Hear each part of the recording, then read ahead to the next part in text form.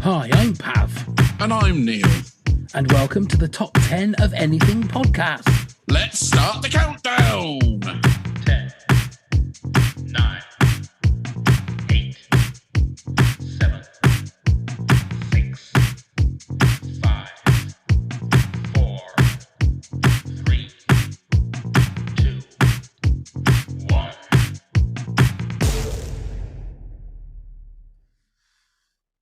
Sex and drugs and rock and roll are the usual ingredients of the rock star. Throw in a few fights, televisions thrown through hotel bedroom windows, and possibly an early demise, and you have an Oscar-winning biopic right there.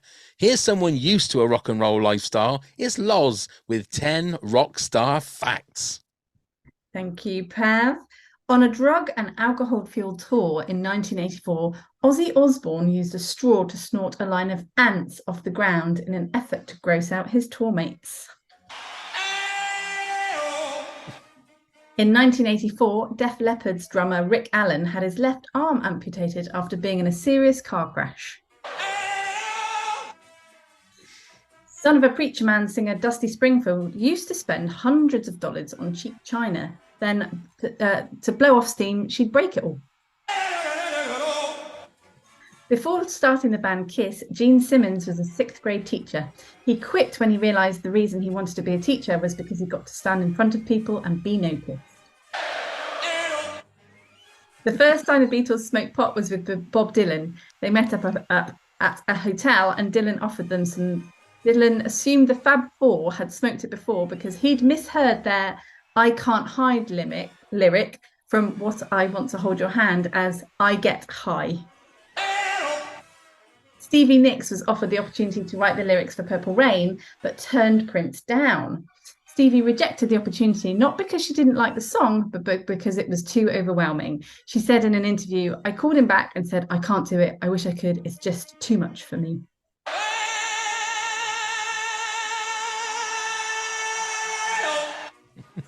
As an 8-year-old boy, Guns N' Roses lead guitarist Slash walked in on his mother and David Bowie naked in bed. Slash's mother was a costume designer with rock and roll clients like David Bowie, whom she dated. Slash says Sorry. Slash says that, awkwardness aside, he liked Bowie and he thought he was cool. I did not know this. Elvis was actually a natural blonde. He dyed his hair jet black with shoe polish initially, and then later with hair dye. Queen's lead singer Freddie Mercury dressed Princess Diana in drag and took her to a gay bar in the 80s. According to the memoir of British actor Cleo Rockus, she and Freddie sneaked Princess Diana into the iconic London gay bar Royal Vauxhall Tavern, dressed in a leather cap to hide her hair, an army jacket and dark aviator sunglasses. And last but by no means least, Jerry Lee Lewis, the high-energy pianist, singer behind Great Balls of Fire, got married to his 13-year-old third cousin. Also jaw-dropping was the fact that that was actually his third marriage at 22 years old. All right. That's just bad timing to say all right to that. In no way do I condone underage marriage. I didn't mean to do that. Or getting married to one's cousin. Exactly. Thank you very much for that, Loz. Perfectly done, beautifully done for your first go. Well done. You're welcome. Well done. So we're back. This is our first recording of the new year. So happy new year to everybody. First of all, we'd like to say to Neil, if you're listening, just rest up, buddy, and take it easy, and get well soon. And just get well soon. Yeah, don't go running or doing anything you need to do with on your knee. Just take it nice and steady. Yes. So we are here with Loz, and please welcome, ladies and gentlemen, to the podcast, Jay. Hello. It's nice to have you. It feels like this one's been on the books for like months and months and months, and we finally now got to do it. Finally, I'm happy. Good. Now, rock stars, obviously a fan of music. Yeah. Now, we were talking, Loz and I were talking before we started recording about what your parameters are for. So we're doing top 10 rock stars, just to get that out there. What were your parameters to choose who it would be a rock star in your top 10 then, Jay? Okay, first of all, they have to have moved me in a way or something, or just, left an impact on me that I cannot even forget. I think mostly people who have lived the life of, like the rock star life, as you would call it, a life that just intrigues you and you feel like, man, I wish I would have left it without the part where it ends tragically. So for me, this is a rock star. For me, this is the rock star I want to know, I want to love.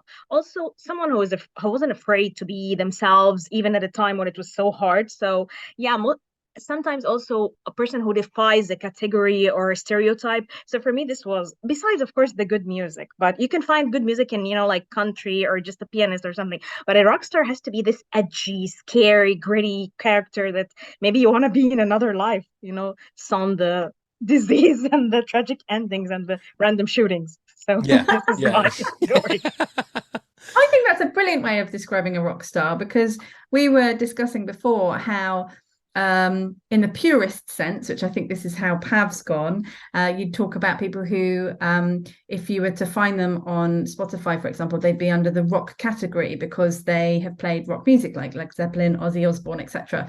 But the geek in me had to look this up, because when I was told I had to do a top 10 list, I was like, so what do we actually mean by rock star? So the dictionary says it's a famous and successful singer or performer of rock music, which is the purest form, which I think Pav's gone down, or a person treated as a celebrity, especially in inspiring fanatical admiration. So you could include people like Harry Styles. I mean, he's a rock star to some people.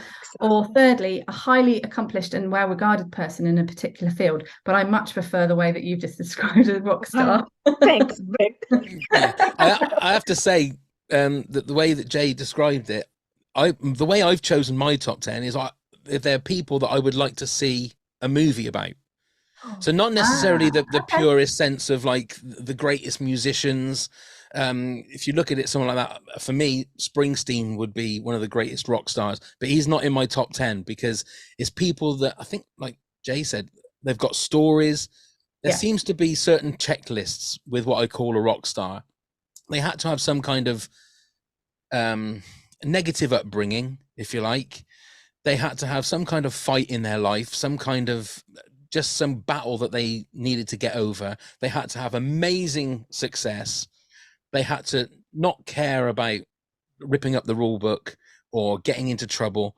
And 9 times out of 10, like they died at 27, or they died earlier than half mine of that they normally did. So I think it's going to be fascinating. I think we may well have a few duplicates, but it's going to be interesting to see what everyone's going for. So Jay, give us your number 10.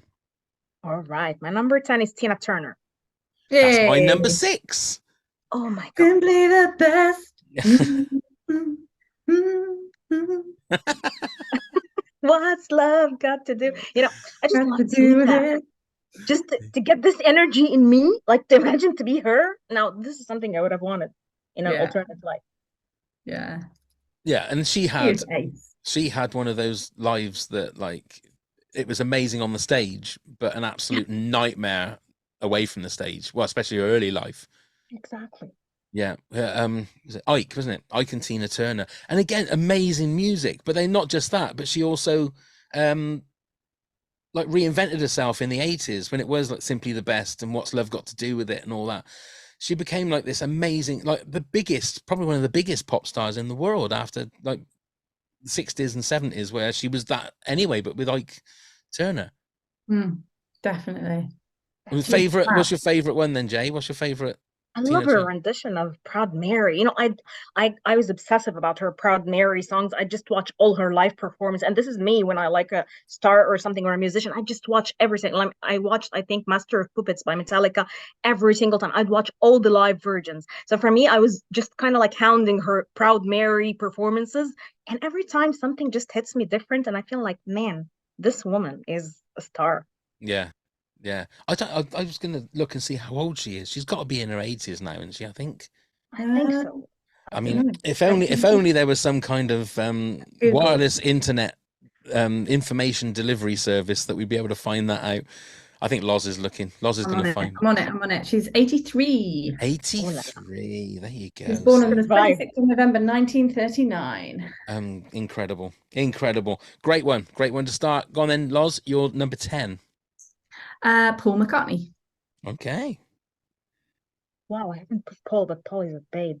I love Paul. I love the Beatles because of my dad, honestly. Because my dad I is a think that's it. big I think Beatles for person. me, like the Beatles were just rock stars, and I mean, I think they're the biggest selling band of all time in terms of record sales. And I really wish I'd been at Glastonbury the year that he played Glastonbury. I just think it would have. He's on my sort of list of people I'd love to see live. I think he's got a story to tell, and I'm just a little bit obsessed with him. He doesn't. I don't think he's kind of necessarily lived the rock and roll lifestyle that we've just been discussing as such. I mean, he probably did when he was in the Beatles back in the day, I'm sure. Mm. He's a bit more sensible now. Yeah. But I mean, the thing is, like now he's in his 80s now, and Mhm. he's one of these guys that like I watched I'll tell you, I watched the set from Glastonbury on the TV, and I've watched a couple more of his a few live videos, and his voice is gone. He's been singing for probably Well, he's in his 80s, isn't he? 65 years. He's probably been Yeah. singing for nearly 70 years probably. So it's no wonder that his voice is going. But what struck me when I was watching him was that like he's one of those guys that when he goes, then you'll appreciate who he Him was. I more think because because he's he's still singing living. and he's not quite as good as he used to be. It's a little Yeah. bit sort of like, oh my God, he don't sound very good. Yes. But he's Paul That's McCartney, that's you the know? problem Oh with my rock God. stars that live into their old age is unfortunately they don't get the same, like, people, when you think about Amy Winehouse or John Lennon or Michael Jackson, you just think, oh my goodness, they were such legends because you remember all the good stuff about them. And I think the poor old, like the Rod Stewarts of the day, and the Stevie Nicks of the day, and the Madonnas of the day, because they're aging, like you don't think of them as rock stars. So I've No. purposely put half of mine who are still alive on there because I'm like, no, you were a rock star in your day. Wow, Right. that's awesome. Yeah. So Jay, you said that like you like the Beatles because of your dad. What's the reason for that? Let me tell you, my dad is the kind of guy, you have to listen to this. Dad, I just listen to cooler music now. No, no, no, you have to listen to this. And I still remember the time he made me listen to Let It Be for the first time. Yeah. And he was just, I can feel him going back to the days when he was back at the Beatlemania and attending and feeling it. And now he's a dad. So I loved it because I loved the energy. And then I started, like listening to all their tracks on my own. But I still remember Yesterday and Let It Be because of him. So for me, the love for Beatles was implanted in me by my dad, which like a lot of music, legends and stuff, even David Bowie, we would discuss him. So yeah, I can I can still remember this vision clearly in my mind. And ever since then, I just loved them and listened to them on my own. But I just remembered clearly this moment, like, listen, listen, you have to listen to this. Okay, then. And Yeah, then Mhm. yeah. that has taste. Good. Have you seen the Peter Jackson uh Get Back documentary on Disney Plus? Yes. No. You've got to watch that. Yeah, It it's is fascinating. it We is have it it is on in the like background because it's yeah, just very slow moving and nothing really happens, but it was lovely to see them like that. yeah. And because it's in like 4K, it looks like it was recorded, no pun intended, yesterday. Yeah. And that's the amazing thing. It looks like you're just dropping in and you see them birth songs. You'll see Mm. Paul McCartney sort of play something on his bass, and that turns into Get Back, or it turns into Let It Be, or something. And it's fascinating. It's quite emotional as well because I can't remember which song it is, but they're playing with it, and you're trying to say to them, you're nearly there. You've nearly got that. You've just got. That's it. No, no, no, no. You almost got it, and because you know what's going to happen, you know what the Yeah. song's going to turn into. It's fascinating. It is absolutely. What I couldn't get over was the amount they were smoking. I It was know. so like, oh, they were just chain smoking the whole time, weren't they? It is crazy, absolutely crazy. Right, my number 10. Jay actually just mentioned him. It's David Bowie. He's Hey. my number two. Wow, number 2. Oh, he's my man. Sorry. Wow. I mean, to me, he's one of those guys that ripped out the rule book. It was Yeah. like, oh, you have to be dressed like a man. No, you can be dressed Yeah. like anything you want. You can look like anything.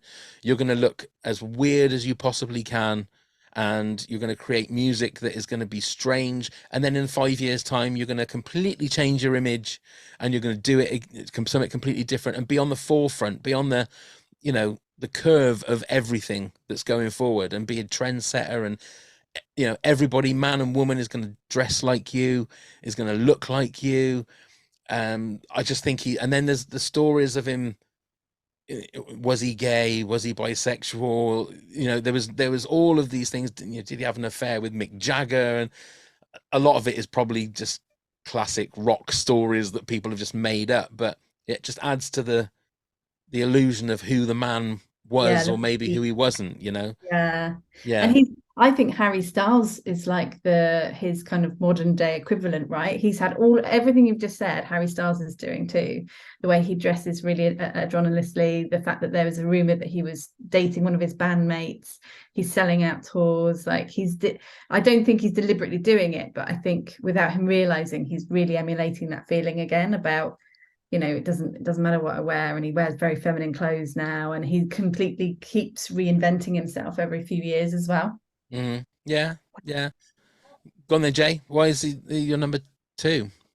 I just love him. I love him for all these reasons. I love that he just doesn't give a shit about anything. I just love that he's there, out there. You know, I love stars or anybody who's just out there in your face, even if you're like, but I don't like you, dude, but I'm gonna be there. I'm gonna be there in your face. And imagine back then, you know, like, besides the ideas that there's all these myths about him, there's all these persona. I also love rock stars or stars in general who have personas, you know, like they kind of, there's the Ziggy era, and there's, you know, like the Spaceball era. Besides, I had this feeling that he wasn't even from Earth. Like, all these spacey songs, you could feel like, wow, man, you're not even from around here. Where are you? Are you an alien? Maybe something is about this guy. Maybe he didn't die. He just got sent back to the planet. So I'm there. I was like, okay, you're not real, and I'll keep it that way. Besides, I'd like to see a movie with, you know, like a story of a Mick Jagger, David Bowie relationship starring Harry Styles. So you go there, Loz.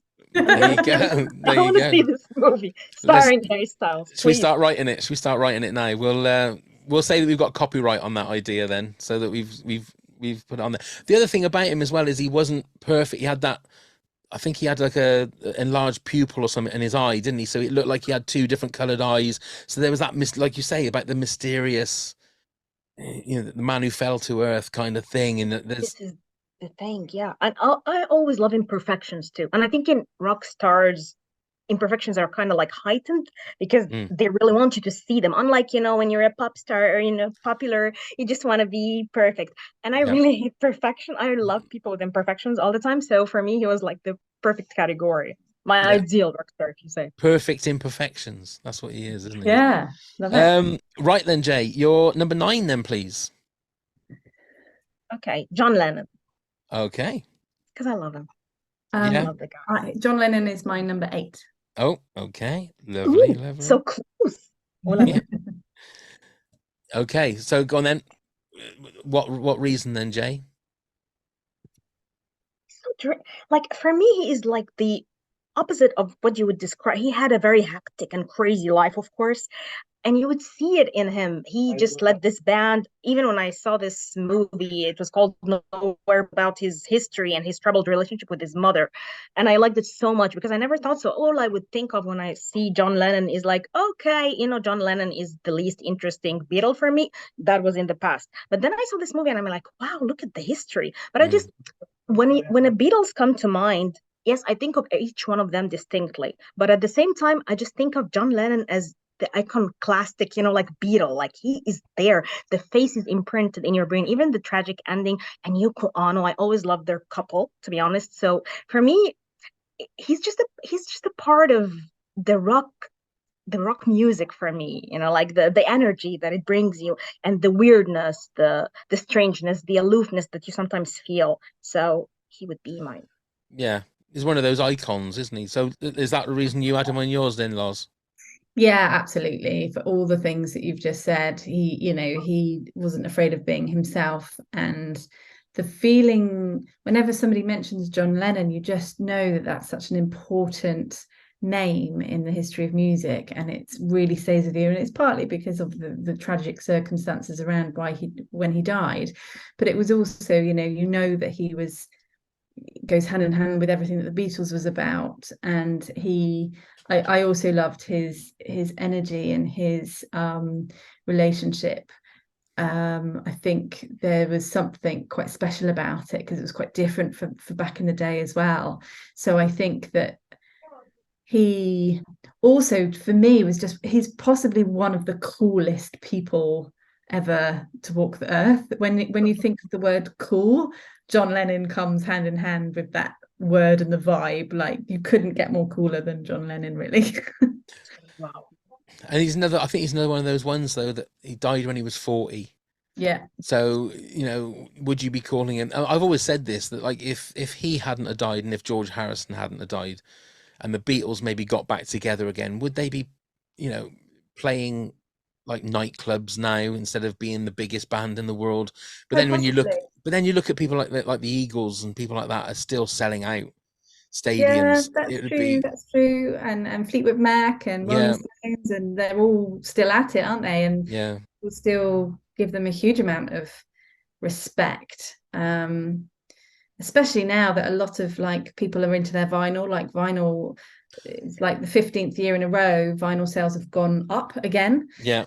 And I think the younger generation, like my niece, she's 16. She's loving the Beatles. She's loving like discovering all of these old bands. And I think that like good music is always going to be good music. So I'm not quite sure of the point I'm trying to make, but Now, there's a great moment in Paul McCartney's live show, which he did at Glastonbury. It's the song "I've Got a Feeling," where he sings a bit and then John Lennon sings a bit. So he's singing it and he turns around to this massive screen, and then all of a sudden, it's the footage from the top of Abbey Road Studios. No, Apple. It's Apple, isn't it?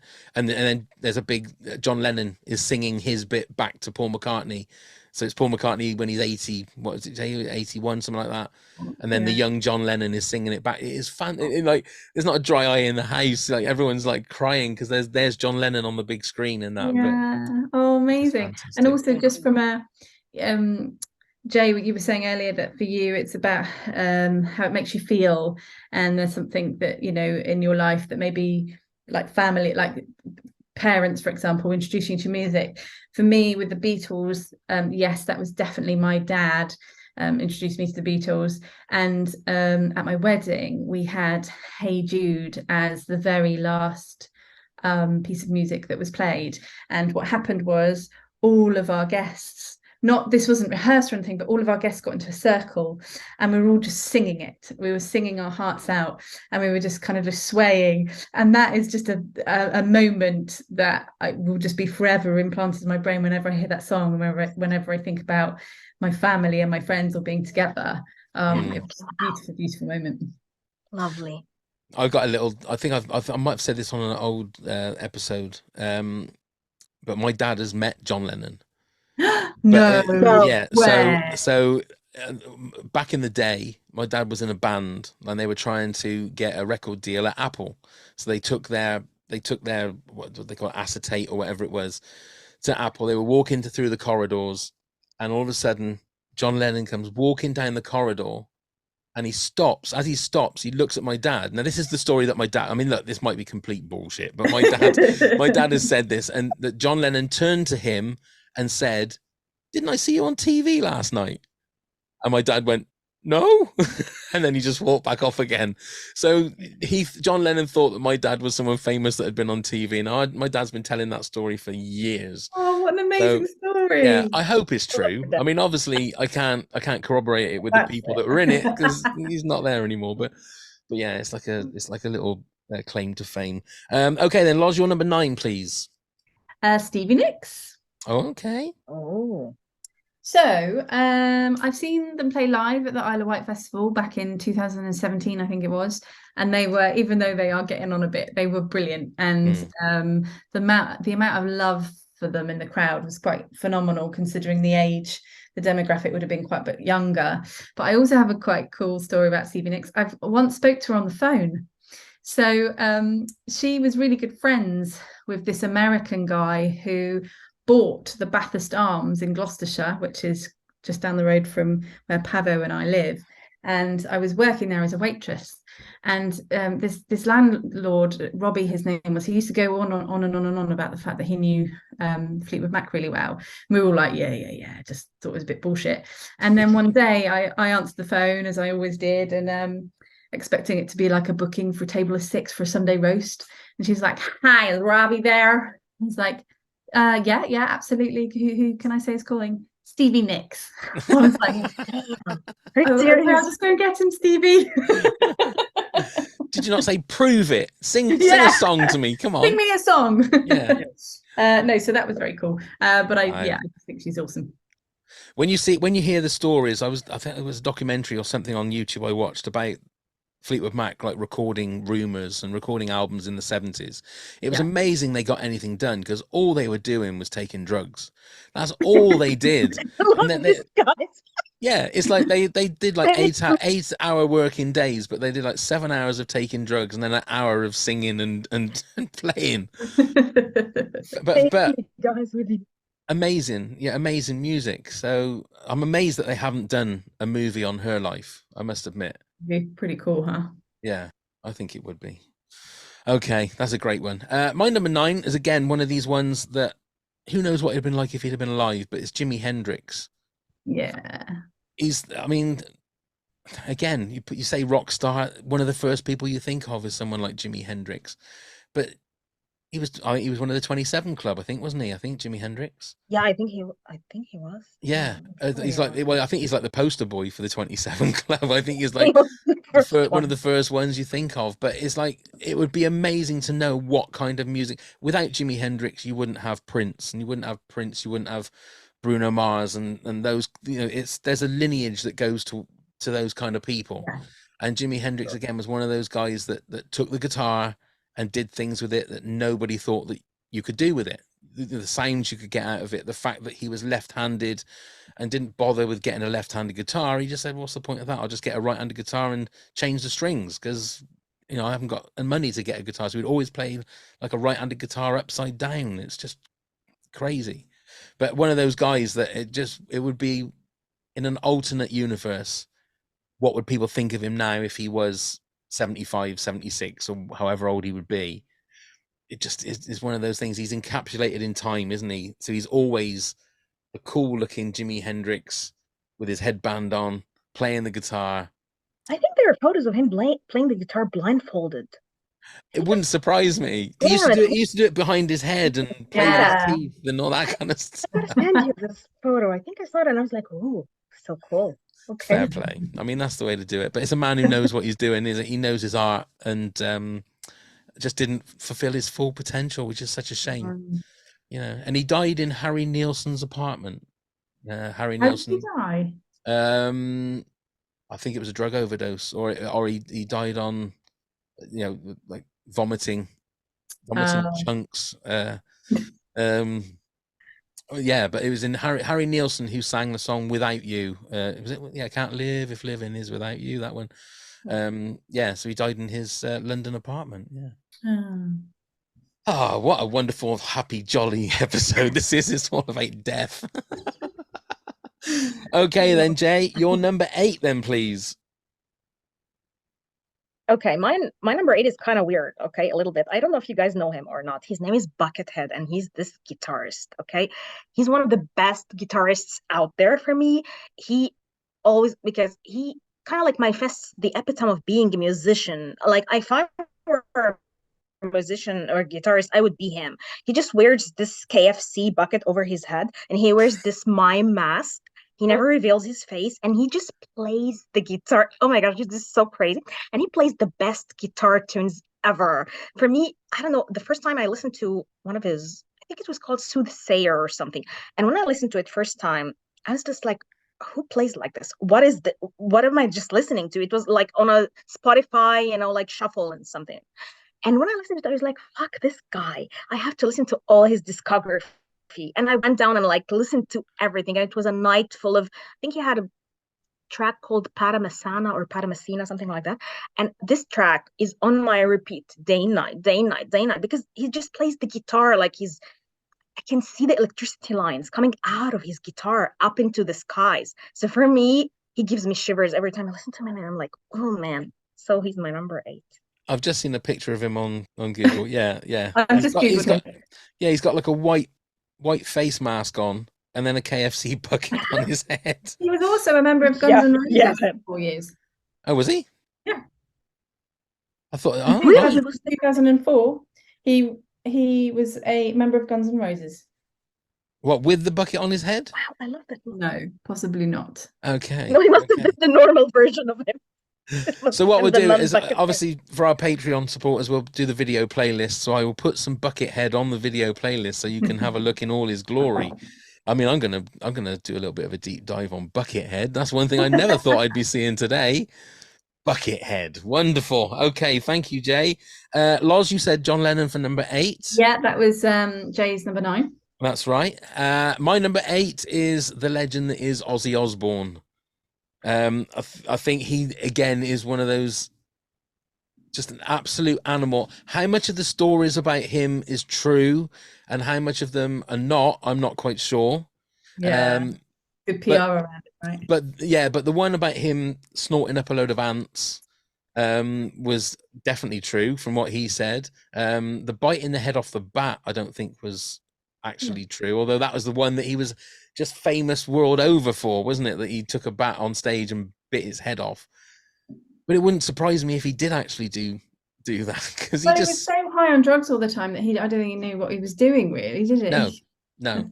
So, and I think there is a biopic in the works for Ozzy Osbourne, so it wouldn't surprise. And then he obviously again had a new lease of life when the sort of what was the first reality show, which was like Home with the Osbournes. How do you feel about that though? Because I remember watching it, and because I'm a bit younger than you, Pav.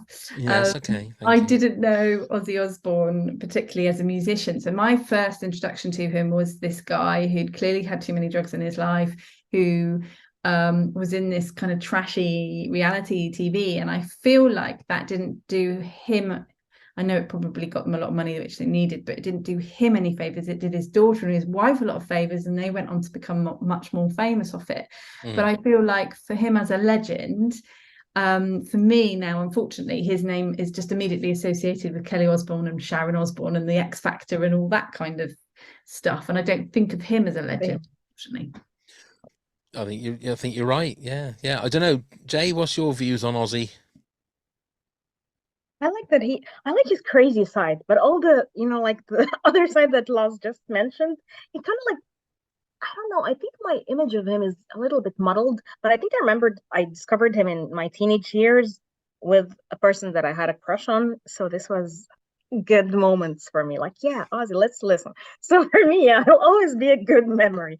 There's memories of stars that you feel are tainted by the people that you know. So every time you just, okay, I don't want to listen to this song. I don't want to listen to this person. But there are memories that will keep, like, for example, I listened to the Backstreet Boys opposite of rock stars, opposite of rock music. When I was a little girl and I had this friend of mine who was non-binary at a time where it wasn't even allowed to be non-binary in our school and stuff. And they introduced me to Backstreet Boys, and they were always cemented in my brain as a manifestation of them. So I will be forever grateful. Even now when I listen to like everybody, I'm like, okay, close.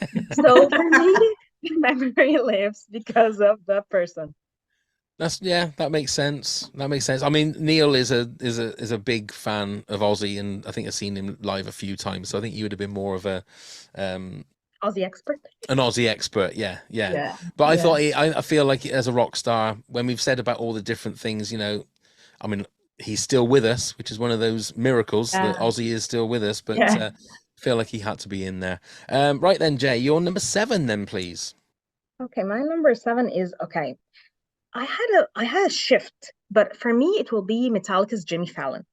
Or Jimmy whatever. I don't remember the Jimmy whatever. I hope it's Jimmy Fallon and it's not the presenter. It's just Jimmy. For me, it'll be Jimmy. Because I just love Metallica and I was obsessed with them. And I knew him at a time where I was dating this, guitarist in a trashy local band in my hometown. And he was playing Metallica like really good, like Master of Puppets, like Nothing Else Matters, or the guitar solos and stuff. So for me, Jimmy will be a part, I think, of my idea of a heavy metal band, but at the same time a rock star. So he's my number 7. So, right. So I don't know anything about Metallica. So Do is you this know James this Hetfield? is this the lead singer you're talking about? No, I think it's the lead or the lead guitarist. Damn, wait a minute. Let me do a Right. quick Hang on, search. because I'm gonna have a look and see the members, and because I know that. Well, like I Members, there's a say, James Hetfield, which could be a Yes, Jimmy. Kirk Because Jimmy Hammett. Fallon's definitely the TV presenter. Yeah, yeah, Kirk the Fallon Hammett. one is. Yes, yes. Oh my gosh, I feel like I'm an idiot. I just have said enough. James Hetfield, yes, Jimmy, the James guitarist. Hetfield. James Hetfield, yeah. Jimmy And I'm like, Hetfield. Jimmy Fallon, of course, though. And then it's like, Yeah, oh, he's the he's the funny presenter. dude. No, no, no, not the Jim, guy. I tell you what, Jimmy Fallon is going to be so pissed when he listens to this, thinking he was going to be in the top 10 rock stars. He's going to No, be going. he's gonna think, who's this For bored some girl? sort of like karaoke he did with Yeah. James Gordon. Oh, fair play, fair play. Like, yeah, Um, Jimmy Hetfield, of course. yeah, that's fair enough. That's I a good like one. Jay. She makes mistakes, the sort of same mistakes I do all the time. Imagine being well researched and like, oh, I have my list, and then drifting. There'll be a tweet later from Jimmy Fallon. It'll just say shit. And we retweet Right. it with love. Go on then, Loz, you're number 7. Nick Cave. Oh, okay. Ooh. So he's a bit more out there. He's not so well known. But my husband actually introduced me to Nick Cave, and he was the first live gig I went to see out of the pandemic. So we also had to queue up with our masks, and we all took our masks off when we sat down. And there was something spiritual about that concert with him, because it was the first time I'd been with a large group of people in 2 years, and the audience, the vibe coming off the audience was sensational. And I remember he had a standing ovation, and I felt I was weeping at the end of it, because it just felt so good to be back in an audience with people. And he cried as well. And the other thing, and then I went to see him at the Cheltenham Literature Festival, where he was talking, and he has had one hell of a life. He's had a son that died when he was quite young, and he did this amazing thing where he was answering people's questions about mental health. And he's an incredibly intelligent man, and hearing him talk, he was just really inspiring to me. And I'm a bit obsessed with his Ghosteen album. And yeah, there's something a bit different about him. He is proper rock and roll, but at the same time there's something a bit like, as I say, like spiritual about the man. I just think he's amazing. Okay. I've only ever known one of his I was gonna songs. say, I feel like there's a spiritual thing about him. Right. Yeah, he also, there was also a film released that he did recently that we went to see in the cinema, and I was just mesmerized the whole time. It was just loads of his music, but it was just, yeah, I would highly recommend you kind of get to know Nick Cave stuff. It's pretty cool. It's pretty special. It's very, very different from any other music I ever listened to as well. It's very particular, and it's what songs would you recommend people to listen to sort of get into Nick Cave? I would say start with his Ghosteen album. The whole album is very different, and give yourself time to get into it, because I remember when Josh first played it to me, I was a bit like, oh, it's a bit weird, but the more I listened to it, the more I began to love what I was listening to. And it does take a little bit of time, and then when you read a bit more about him as well, that's when you've got going to go, whoa, this guy is really interesting. He's strange looking dude, very strange. Yeah, very strange looking. Yeah. I saw the movie that you mentioned, but I don't listen to the music. But the movie felt like just what you said. It was an extended spiritual experience. Yes. Not like rock and roll. So I totally get what you feel. Yeah. Wow. Yeah. Okay. See, I feel left out again. Whenever Neil starts talking about music, I feel I'm just not in the loop. The only one I know is the song that he did with Kylie Minogue. Oh yeah, of course. Which Yeah, is very it. different from the rest of his usual music. Is it? Well. Yeah, yeah. Right. Okay. Well, we'll give him a listen, and we'll whack him on the video playlist as well. My number 7 is Eric Clapton. Now, Yeah. I'm a massive Eric Clapton fan. I've seen Eric Clapton play live, I think, at least half a dozen times. But Eric Clapton to me seems to be like one of those guys, a bit like Forrest Gump. He has been around so many amazing parts of rock history. He is rock history because he is God. They called him God in the 60s and 70s and Slow Hand. That was his other nickname, as being one of the greatest rock guitarists ever. I mean, Layla, Wonderful Tonight, all those songs. But like, he was massive friends with Jimi Hendrix, and apparently I think he was with Jimi Hendrix the night that he died, and then really? went off and did a gig, and then found out that his friend had died. Obviously, his relationship with George Harrison was very up and down because they were friends. He played on While My Guitar Gently Weeps for George Harrison, then stole George Harrison's wife, and also the fact I've seen documentaries with him where he says that in the 70s he would do gigs led on the stage because he was so drunk that he couldn't stand up. He had to lie on the stage.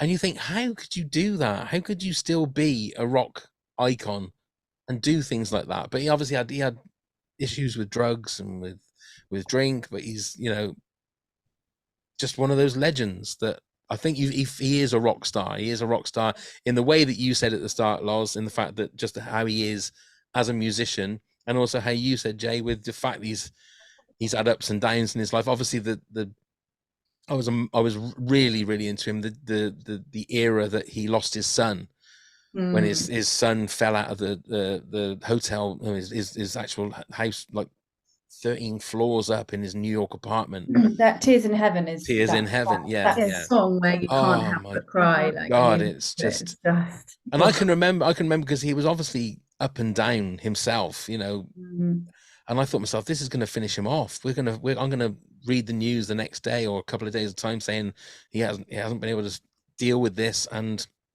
he's done the unthinkable, but he didn't. And fair play to him. He's just an amazing guitarist and a true rock and roller. So that's my number 7.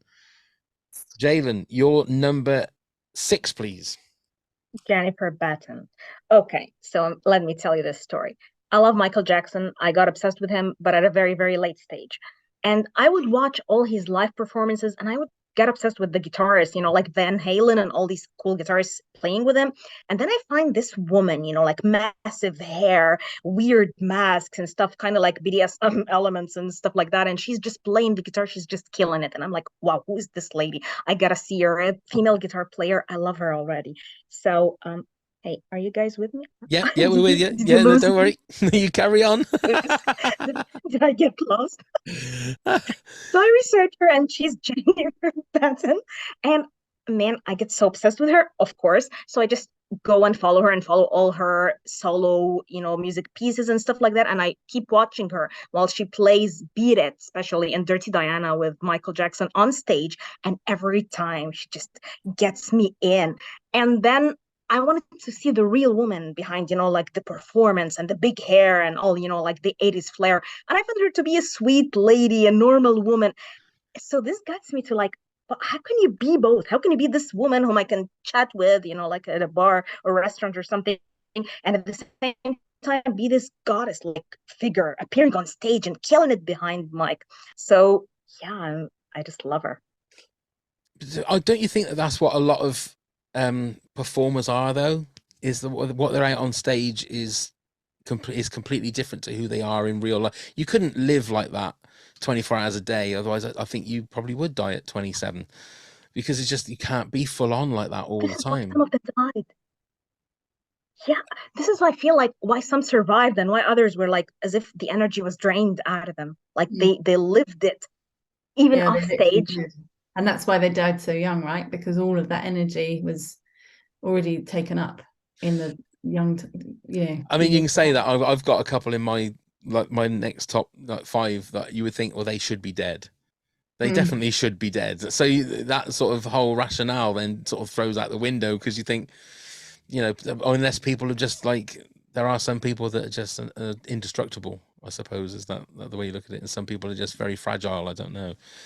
But that's a good one. I mean, did she play live with anybody else, or was it just Michael Jackson? I mean, I'm assuming that she's just always playing live. I think she played live too. I think she mentioned in her, I saw this documentary about her that she recited her life and stuff. And yeah, she played live with others. And she had even these cool performances where she played guitar with bees. surrounding her, and it was so My yeah, God. it's so pretty. She's just cool like that. She's just Well, that's the video I look forward to put on the video playlist. If I can find her yeah, surrounded by bees, that'd be yeah. amazing. Right then, Neil. Neil. See, look, I was going to see how long it was going to take Well, to I'm do. sitting in for him, so. Lars, what's your number 6? So I'm sorry, it's almost a trigger. I feel like I need to say trigger warning here. And very controversially, my number 6 is Michael Jackson. Okay. Obviously, He's my number. He's my number 4, baby. Number 4. Yeah. So obviously he's been accused of doing some very inexcusable and unspeakable things to young boys. And when you were saying, Jay, how you want to, for a lot of rock stars, you want to see a movie of their life and programs, and obviously many have been made by about him, and unfortunately they've not always had the most positive spin. As I say, inexcusable. However, if you look into his background and how he was brought up, it starts to explain some of his odd behaviors as he was older. Whether or not people are going to forgive me for saying this, his music was phenomenal, and it still remains phenomenal. I wish that it didn't come from somebody who's so controversial, but I do still enjoy his music. It hasn't spoilt it for me. I do obviously have to detach all of that to the music when I'm listening to it. But yeah, it's undeniable that music was born from a pure rock star. So there is 2 questions I want to ask to that then. You did sort of touch on it a little bit in the regards to separating somebody from their music. So separating a person from their art with whatever's happened. And the other thing is, now that he was never ever actually like charged with anything.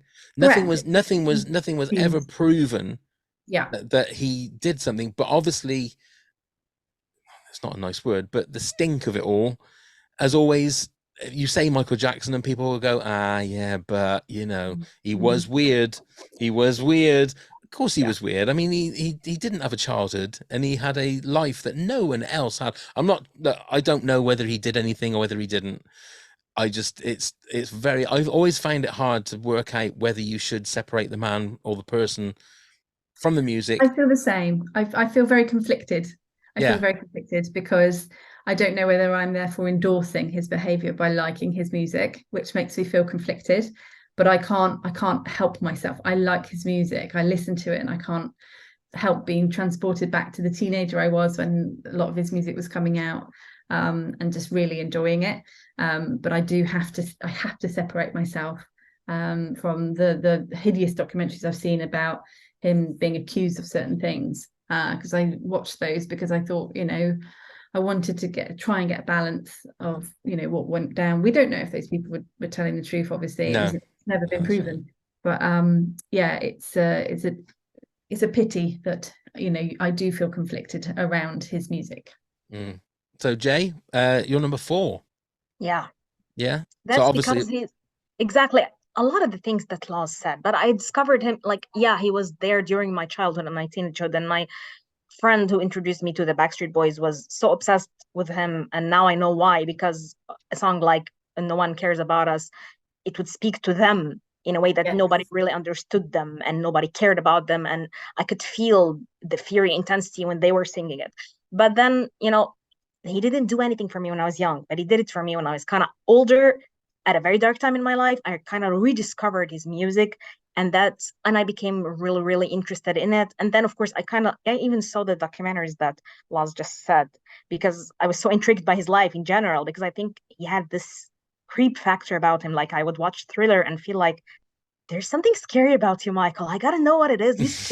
You scare me, man. You just want to be a kid, but you're not a kid, and there's a part of you that wants to scare people, but the way that kids do, like, he just wants to go behind you and boo you. This is what Thriller felt for me. So he was an intriguing character and an intriguing musician, of course.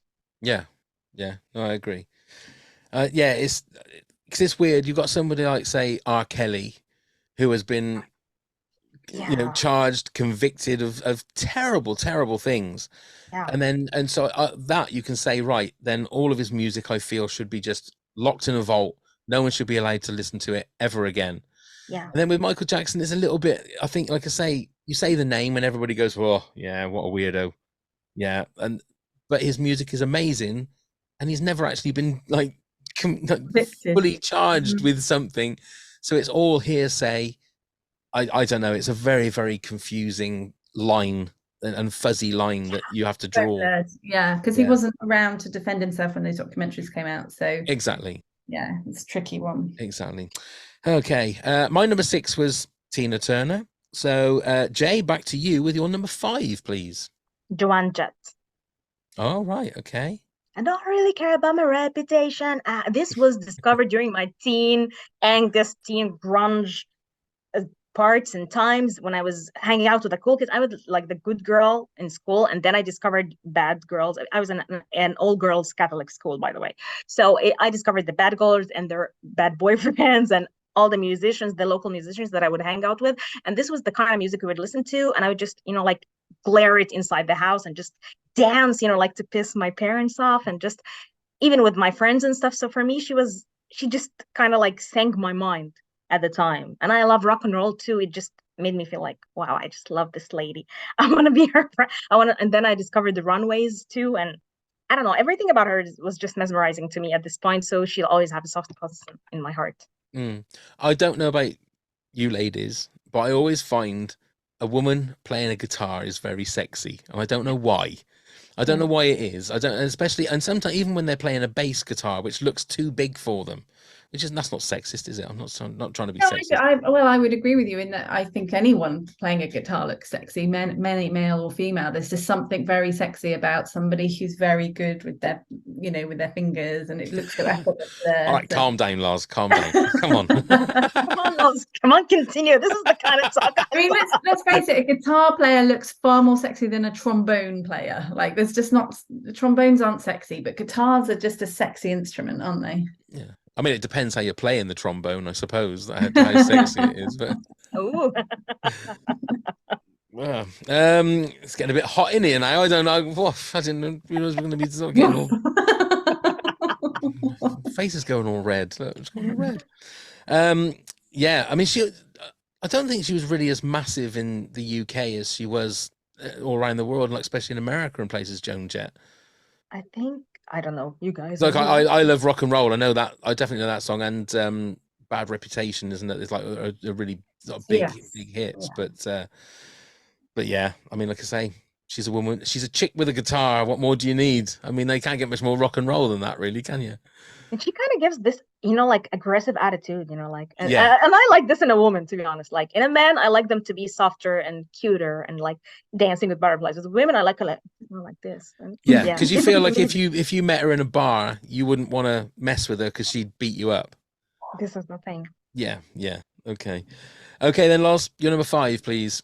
My number 5 is Amy Winehouse. Oh, okay. So again, a film has been made about her. I actually saw her live before she became famous in a really small venue in Bristol. It was part of Bristol University, and I was at university at the time, and a friend of mine was like, let's go to Bristol. I've got some tickets to this gig. The tickets were like £7. I've still got the ticket actually somewhere. And it was her. And she was she was a good size 16 then. She was like really curvy. And we were sort of stood sort of about middle. There's probably only about 30, 40 of us watching her. And I remember turning to Finn, my boyfriend at the time, and saying, she's going to be famous. She is phenomenal. Like it was a voice that I'd never really heard before, like her style of singing. And she didn't have the big beehive or anything at that stage. She just had this beautiful long black hair. And I knew she was going to be famous. And give it to I think 2 or 3 years after that, she became very, very famous. But she lived the proper rock and she just exhausted herself, didn't she? Sadly, and died very young. Yeah. But she was an amazing performer. She always feels to me like she was one of those ones that had the talent, and the worst thing that could have happened to her was become famous. Yeah, absolutely. You know what I mean? It's sort of like it's a wasted talent, but just the demons that came with being famous just like overtook her and destroyed her in the end. Yeah, which is really, really sad. An amazing voice. Oh, Just an amazing voice. But yeah, great one. Okay, my number 5. So I was thinking about whether to put him in my top 10. I thought you have to. I don't know how much of Rocket Man is true and how much of it is not, but you have to have Elton John is one of these ones that Hey, he's my third, number 3. is your number 3. Yeah. He's another one that, I mean, in all reality, he should have died probably in the 70s sometimes. Yeah. You know, with the amount of drugs that he was taking. But he still would kick out amazing songs. Yes. You know, it's just crazy that somebody had that kind of life. Yeah. And again, didn't have a particularly happy No, and then somebody's made a film about him, and that film was brilliant. I loved the film. Have you seen the film? I have, yeah. Wasn't it amazing? It's really, I prefer that to Bohemian Rhapsody, I must admit. Yeah. Out of the two biopics that were. I think they're I both hated Bohemian Rhapsody. Yeah, I'd say Bohemian Rhapsody out of the Oh, would two. you? Okay. We'll I'm argue seeing the Glastonbury about. next year. I've got Glastonbury tickets. Yeah. Oh, what, for Elton John? Yeah. So he's playing live on the Sunday. I'm so happy that it's him. Excellent. So happy. Excellent. Well, he's on his final tour now, isn't I he? know. So that's it. No, it'll be emotion. Be very emotion. It'll be very emotion. Very emotion. So go on then, Loz. Why is he your number 3? He's always been around ever since I was born. He was famous when I was born for music, and he's still really famous when I was born for music. He's been a constant in my life for amazing songs. And then the other slight sort of personal connection I have to Elton John is that my cousin Claire is a Welsh Guard, and he carried Diana's coffin at her funeral. And obviously Elton John did Candle in the Wind, which I think, I'm not sure if this is 100% correct, is one of the best selling songs of all time. Yeah. Singles anyway. So I remember, feeling incredibly proud of my cousin for carrying Diana's coffin. And that song, I remember going and buying it as a CD. And so I don't know, there was just something about Elton John that for me, he's always, he's still alive, as you say, whereas some of these, quite a few of these legends aren't alive. And I think my appreciation of him grew massively when I saw the film, and I found out more about him and his background. And I've got a theory that most people who are famous are a little bit broken, and that's why they're famous. Absolutely. Completely agree. Because they are running from something, and they are normally trying to cover up some incredible amount of pain, and they do it with either drugs, but they get really good at what they do because they want to like push the pain right down, or it's a 2 fingers up to you, to whoever it is, whether it's their mum or their dad or whoever the naysayers were in their lilife. It's like, fuck you, I'm going to do this and I'm going to be amazing. I think he was just a really good example of that. He was, he's such a legend. He comes across as an amazing bloke, and he hasn't really put wrong really either. If you think about the controversies of him, he's just an all-rounder, really good guy, it seems to me. Yeah, watch Tantrums and Tiaras. That's when you see the other side of Elton John. He's a bit sassy. He's having a go at people. Yeah, he can turn a little bit. He can really. Well imagine. Yeah, he can really get in a a mood. Famous though, you just get so used to having yes people around you. So the minute someone says no, it's like, what? Yeah. One of my favorite. There's not excusing it, but one of my favorite bits of footage, because he did a residency in Vegas. Yeah. And for some reason, I don't understand why, near the end of the show, people from the audience would come up and surround the piano. So they'd let them come up. So he's there playing whatever it is, Benny and the Jets or whatever. And then you've got people around him, like trying to take selfies. And you can see he's getting more and more pissed off because people are like just fannying around him, and he storms off.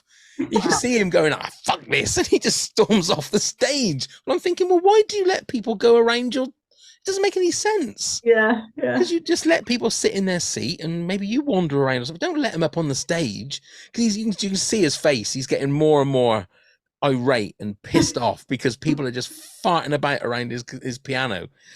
Anyway, but yeah, he's an absolute legend. Absolutely. Another one that when he does go, I think it's more more appreciate who he was and what he did. Definitely.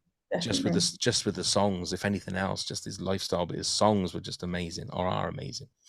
Okay, so that was number 5. My number 5. Jay, your number 4 was Michael Jackson. Yep. So, Loz, what's your number 4? Adele. Adele. Oh, I love Adele.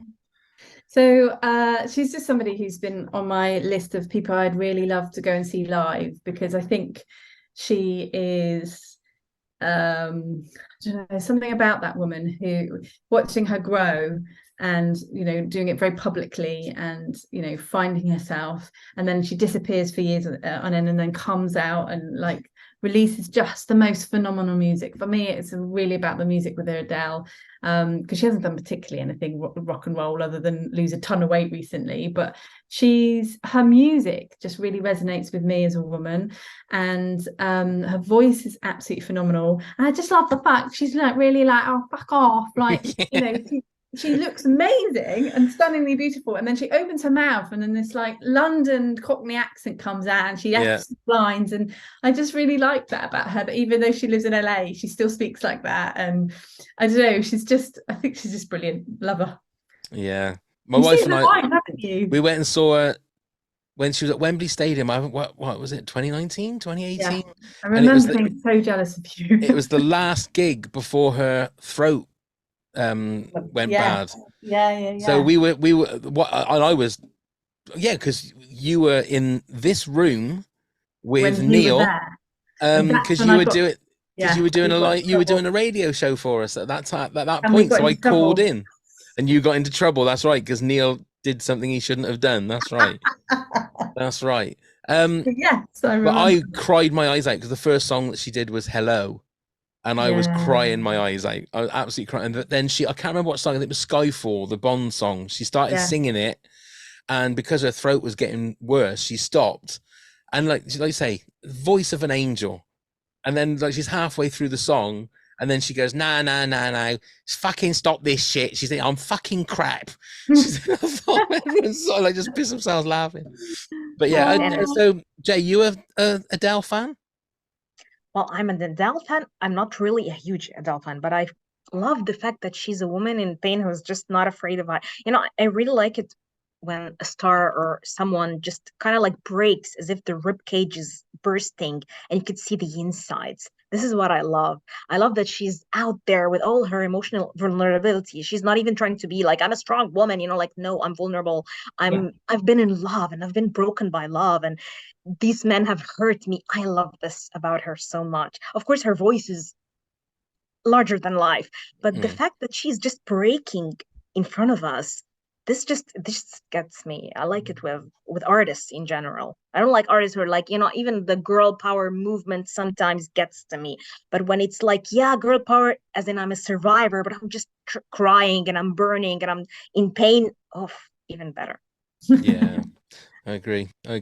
Okay, so that was your number 4 then, Loz. My number 4 is Freddie Mercury. I think you have to put Freddie in there. So let's have the Bohemian Rhapsody versus Rocket Man conversation. First time I watched Bohemian Rhapsody, I absolutely loved it. Yeah. Especially the last 20-30 minutes where they recreate the whole Live Aid. Yeah, it's amazing. Pretty much shot for shot. It's amazing. Yeah. We'll put it on the video playlist. There is a video on YouTube where they have the original footage and that footage side by side, and it is crazy how well that they've recreated that.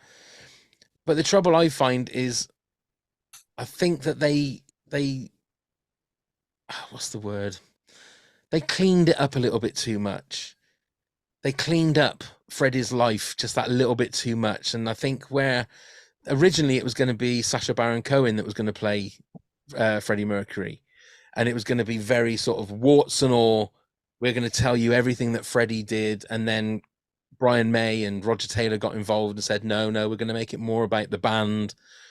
And I think that's sort of, I would like to have seen Freddie's real life, what Freddie really was like, as opposed to it being what I class as like just a normal biopic where it seems very sort of sanitized, or a little bit. There's a little bit of what he was like, but the rest of it is all very sort of like a normal biopic. Now, obviously, you ladies seem to like Bohemian Rhapsody more than I did. So, Jay, go on, give us a reason why you like Bohemian Rhapsody. Oh my gosh, I said I hate Oh, you said you hated it. I thought you said you loved it. No, I Oh, didn't. fair enough. Right. So, I was so like, oh, I hate it, but I didn't like it. I don't, it didn't feel like, okay. So for me, like the recent movie Elvis starring Austin Butler, a lot of people have had controversial opinion about it, okay? But I loved it so much and crazily. Why? Because I felt this was him. Even if the right. movie wasn't as good, blah, blah, blah. I have to feel like the movie is the artist. Bohemian Rhapsody didn't feel like Freddie Mercury to me. This is why I didn't like it. Like I was watching and I'm like, no, this is not him. This is not the energy I'm getting. Bye. So for me, it's maybe the for me, Rocket Man felt like Elton John. Yeah, this is him. Which is why, like, okay, it was really well made and really interesting to watch.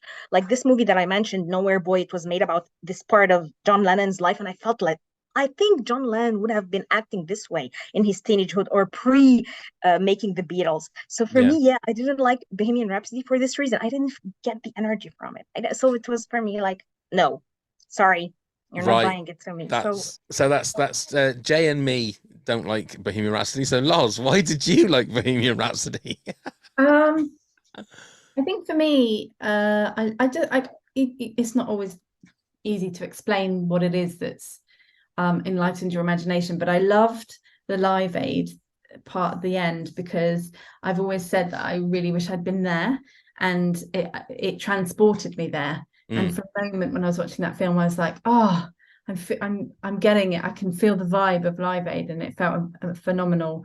And there was some really poignant moments in that film, particularly when there's a piece where he's living separately to his estranged partner who's in the opposite building, and you can tell he's just really lonely, and he's like, oh, come round, and she's like, no, I'm not going to come round, Freddie. And I just was screaming like, go round, he's just really lonely, he just needs you. And because perhaps I didn't know him, while he was alive, I was a bit too young, I think, to like understand his vibe or know him. I felt like I got to know him through the film, right or wrong. I also loved, there were some really funny moments in it. I loved it, for example, when they're in the studio and they're experimenting like with different sounds and using different tools and stuff to make certain sounds. And I loved all that about it. And I think perhaps because I prefer Queen music to Elton John's music just a tad, I was always going to love it a little bit more because I loved the songs in it as well. So don't get me wrong, they were very close. Like some days I'm like, oh, I can't decide which one I prefer, but because they came out like a year or two between each other, didn't they? Yeah, there wasn't that long. But yeah, I loved it. Okay. Yeah, that's fair enough. Okay then, so that was my number 4. Jay, your number 3, please. Kurt Cobain. Okay. And why is that? Because for me, Kurt Cobain is the opposite of the rock star that you feel is self-destructive, pretty, angry. He's like the too fragile for this world star. Yeah, I know that Nirvana's music is just so loud and so angry and so, but for me, he was the opposite of it. He was like this little baby who needs to be like for me, he is, if I would pick someone to play him, it would be Austin Butler, the one who played Elvis, because they have this similar, you can feel this fragility, like someone who is too fragile for this world. You just feel like you gotta take him and see what's wrong with you. So for me, I knew, even before I knew that he died so young, this guy wouldn't make it. This world would be too harsh for him, too strong for him. Not the drugs, nothing. This guy wouldn't survive. I don't know why. Like you could feel it. These are these fragile souls who are tormented by the amount of massive talent they have. They don't even understand it. They can't contain it. So they'll just break eventually. So I just look at him not as a rock star in the gritty, scary sense of the word, but more of the fragile, ethereal sense of the world. So I love him. I class him the same as like Amy Winehouse. Yeah, I think his talent just was too big for him to actually, once they broke, I think if he'd have ended up being in a band where they were just playing little clubs around America for like the next 30 years, he'd have been quite happy.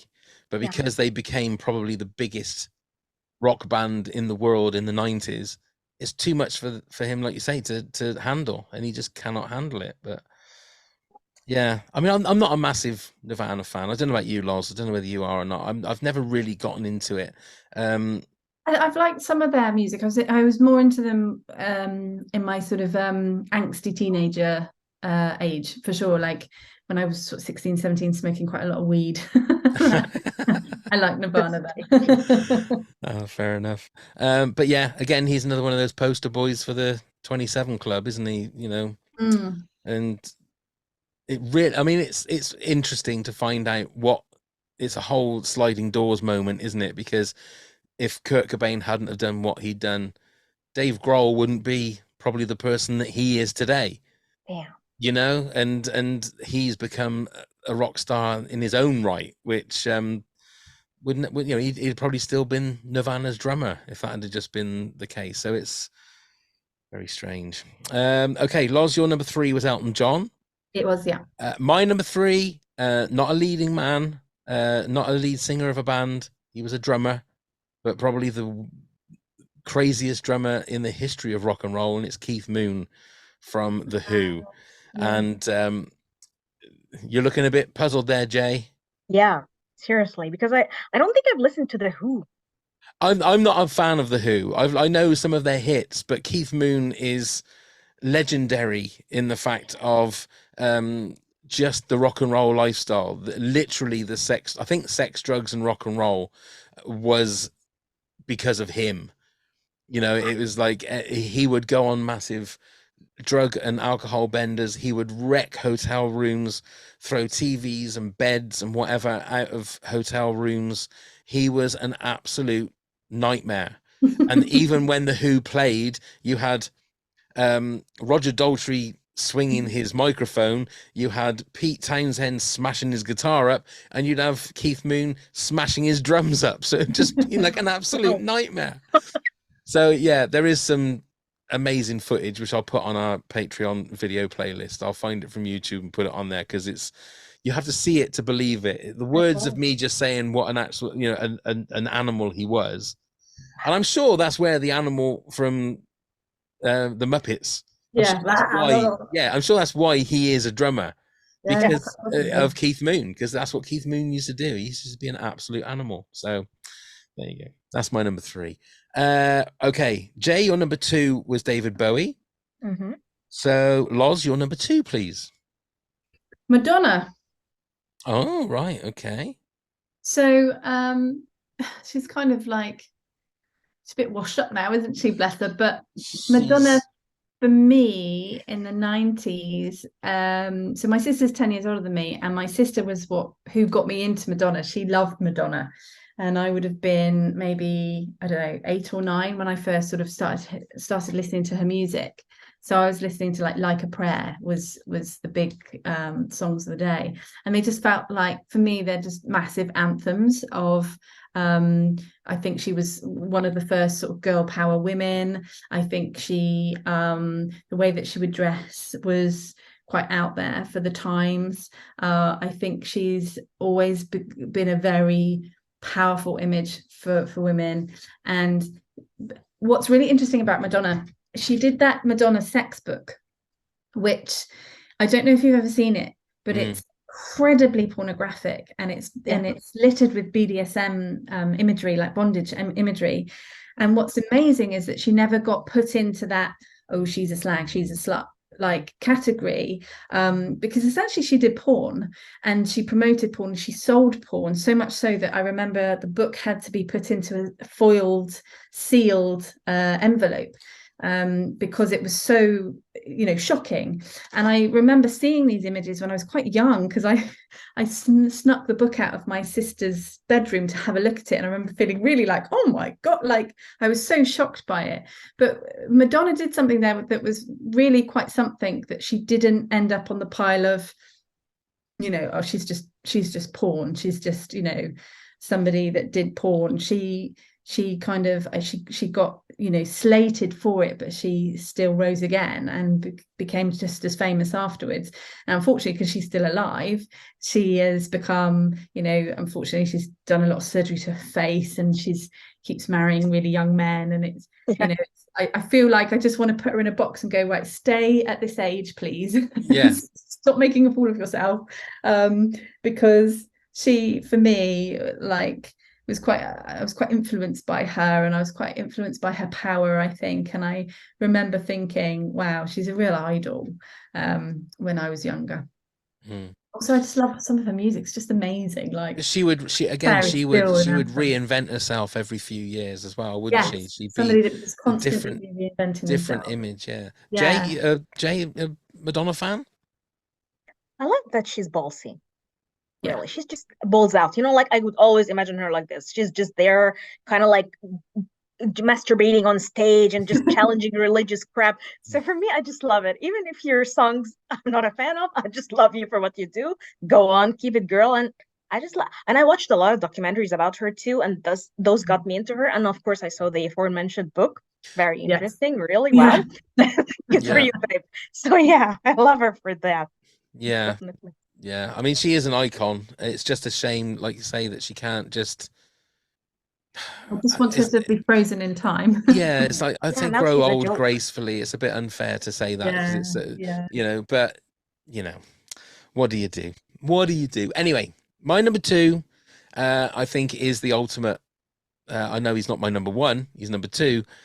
But Keith Richards from the Rolling Stones is one of those guys that probably should be dead 4 times, 5 times over, let alone just be dead. I mean, he's the amount of drug. I've listened to his the audiobook of his autobiography, Life, and it's just crazy when he reads out like his life story, and he's laughing that he should be dead at that point, or he should be dead at that point, or he took so many drugs that he shouldn't remember. Like he says that there are years in the 70s that he just cannot remember because he took so much drugs and drank so much drink, and he is the literal sex, drugs, and rock and roll. Him and Keith Moon, God, I mean, it's amazing there were any drugs left in the 70s for anybody else, let alone Fleetwood Mac. But also iconic in regards to the sound of his music, writing some amazing songs with Mick Jagger, and still going. That's the thing. They're all in their 80s and they're still rocking and rolling. All right, it costs you probably 500 quid to try and get a ticket to go and see him, but they're still doing it. So fair play to him. I think he's just pickled now that he just will carry on for the rest of time. He'll just outlive us all. But I don't know. Are you guys fans of Stones or Yeah, yeah. yeah? Jay? Regular.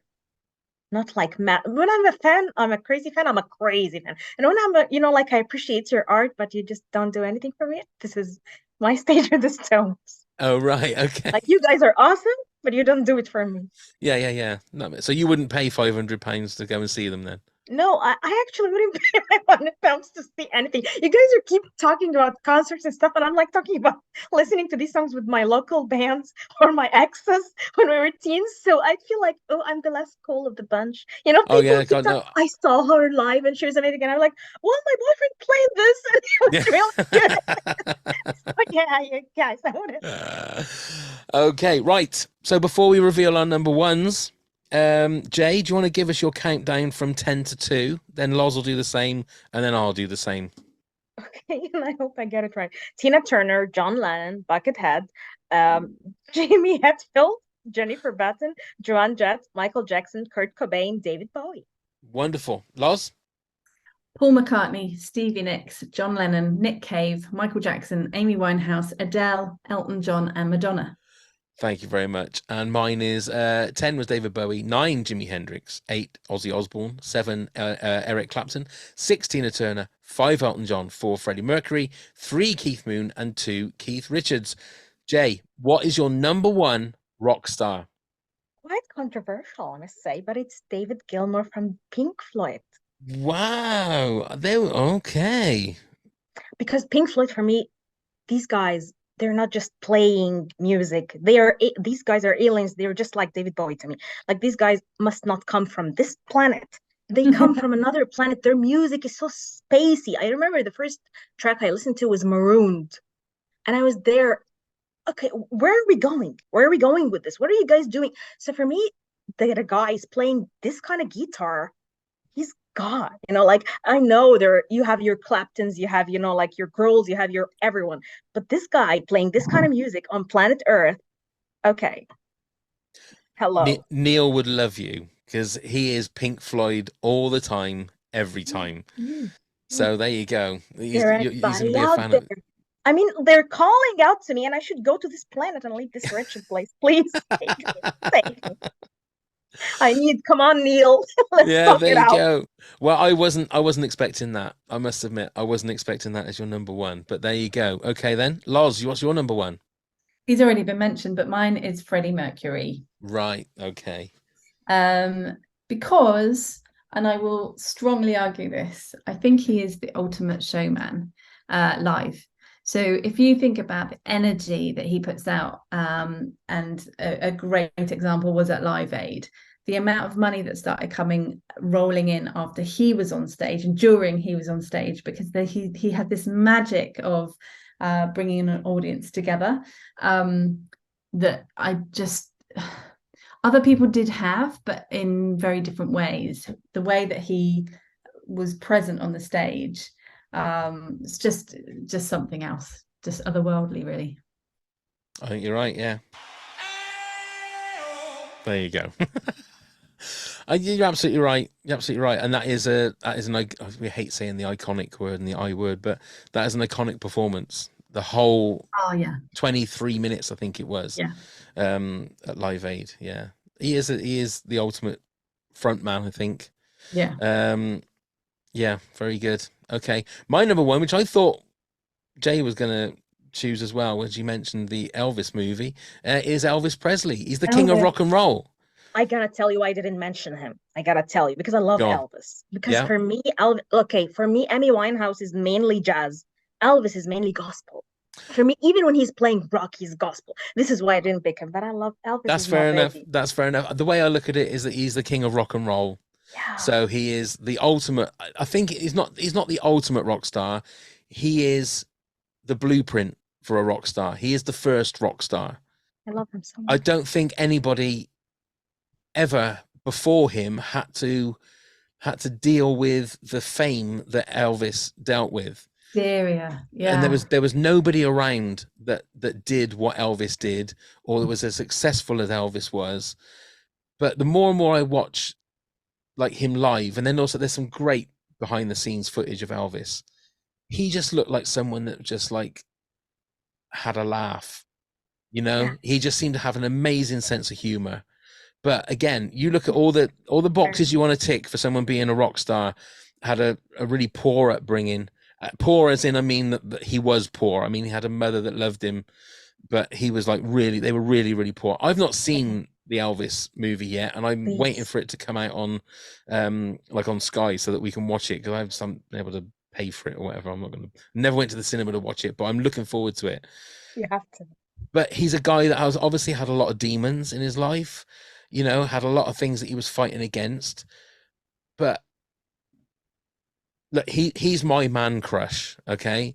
If someone said to me, right, you had to have sex with a man, Elvis, 68 special with the leather gear on, that's my man. He's my man. Have you ever done a podcast with Aaron? Yes. Yeah, we that did. Must have been a bit awkward. We did. We did top 10 Elvis songs. That's what we did with Aaron. Yeah. You quite fancy Aaron then? Yeah, he's a good-looking guy, Aaron. He looks like Elvis. He does look a lot like Elvis, and he's got that leather suit as well. Just really, he was a guest. Okay, so I gotta look. You gotta listen. Yeah, he's like a lookalike. He does impersonations. He's brilliant. He does. Yeah, Hello, he does an Elvis. He does an Elvis tribute act, and he spent thousands on the the Vegas all-in-one suits. He has spent thousands on getting them that are absolute replicas. He's one of the nicest guys you'll ever meet. One of the most quiet and shy guys you meet. But when he gets up there as Elvis, he's a different guy. Well, he's Elvis. That's what he is. He's Elvis, and he's fantastic. I love Aaron. I really do. Not that way. I mean, Elvis is Elvis. Okay, Pat. But I feel like I've let a lot out today. I feel like I've let a lot of different demons and energy is just awesome. Secrets. I know. Love you guys. I think it's you, Jay. I think it's you. Bring it out on us. That's what it is, you know. Thank you, guys. But yeah, so that's my number one. Let's go through a few of the honorable mentions we had. At Noah Andy said 100% Dave Grohl, not just for staying power, but moving from one of the greatest grunge acts of all time and forging a name for himself as the front man of one of the biggest stadium fillers around. Kit Torpin said so many aspects make up a true rock star. Freddie is top choice on many lists, but I'm sure I'm not on many lists, I'm sure, but I'll throw Alice Cooper's name in the ring, and a nod to Nigel Tufnell, also from Spinal Tap. Interesting. At And Why Not Pod said, as we're a movie podcast, we'll go with movie rock stars and say Russell Hammond and Jeff Beebe from the band Stillwater in Almost Famous, Nigel Tufnell from Spinal Tap, The Kid, Purple Rain, Bill S. Preston and Ted Theodore Logan from the Bill and Ted trilogy, and Nick Rivers from Top Secret. At Token Nerd. I know, and why not? Stuart is my guy. He's my friend. Excellent. At Token Nerd said Springsteen is top for me, but there's also Prince, Tom Petty, Dave Grohl, Chris Cornell, Billy Idol, Lane Staley, Alice in Chains, Haim, Florence and the Machine, and Eddie Vedder. That's 10 off the top of my head, but there are probably loads more. Indeed, there are loads more. Stu. Dan Harper said Robert Plant, Mick Jagger, John Bonham, Rod Stewart, Gene Simmons, James Hetfield, Paul McCartney, Robert Smith, Simon Le Bon, Dave Grohl. In no particular order, any one of these folks equal rock star. And finally, Mickey La Harrison. Fictional rock stars have to be Bill and Ted. Real life has to be Dave Grohl. That man rocks a live show to the max. There you go. Well, we've done it. Yes. The top 10 rock stars officially in the bag. We've done it. That's it. It's official. Nobody can argue with us now. Those are the official top 10s. So before we say our goodbyes, Loz, would you like to tell everybody how to get in touch with us and all that gubbins? Of course. So you can find us on all of our social media channels at Top 10 Pods. Spell the word 10, not numerical. It's at Top 10 Pods. If you want to get in touch or send suggestions for episodes, you can email top10pods@hotmail.com.